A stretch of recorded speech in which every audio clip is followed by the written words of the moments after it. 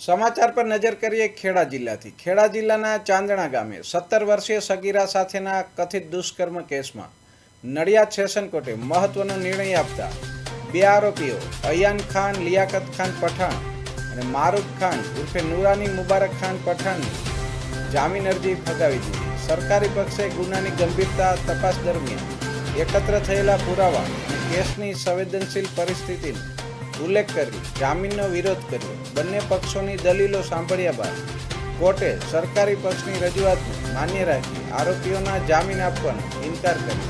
હાલ આ કેસમાં કાયદેસરની કાર્યવાહી આગળ ચાલી રહી છે.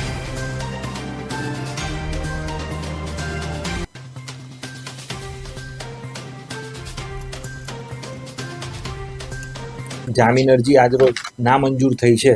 તેની વિગત એવી છે કે ખેડાના ચાંદણા ગામે આ કામની ભોગ બનનાર, જેની હાલમાં અત્યારે ઉંમર 17 વર્ષ છે, તેણીની સાથે ચાંદણા ગામનો આરોપી પરવેઝ ખાન પઠાણ, તેણે ભોગ બનનાર સાથે ફરિયાદના 3 વર્ષ પહેલા, એટલે જ્યારે કે ભોગ બનનારની ઉંમર 14 વર્ષની હતી, ત્યારે ભોગ બનનાર જ્યાં જાય ત્યારે તેની આગળ પાછળ આંટા મારવાના, એક્ટિવા લઈને એની પાછળ જવાનું અને એન કેન પ્રકારે ભોગ બનનારના માતાનો મોબાઈલ નંબર મેળવી અને ભોગ બનનારની સાથે ખાનગીમાં વાતો કરતો હતો.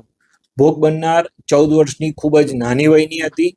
તેણીને શું સારું શું ખોટું કંઈ ખબર ના પડે.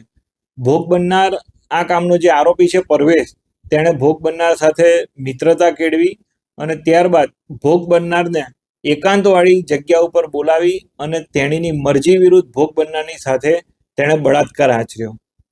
ત્યાંથી જ આ પરવેઝ પઠાણ ના અટક્યો, પરંતુ ભોગ બનનારની સાથે જે બળાત્કાર કર્યો ત્યારે તેણે ફોટોગ્રાફ્સ અને વિડીયોગ્રાફી કરી.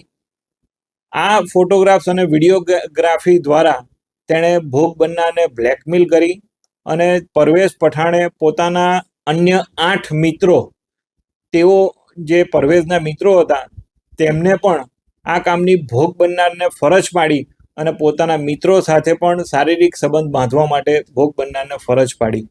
છેલ્લા 3 વર્ષથી આ પરવેઝ પઠાણ અને તેના મિત્રો આ ભોગ બનનારનું શારીરિક શોષણ કરી રહ્યા હતા.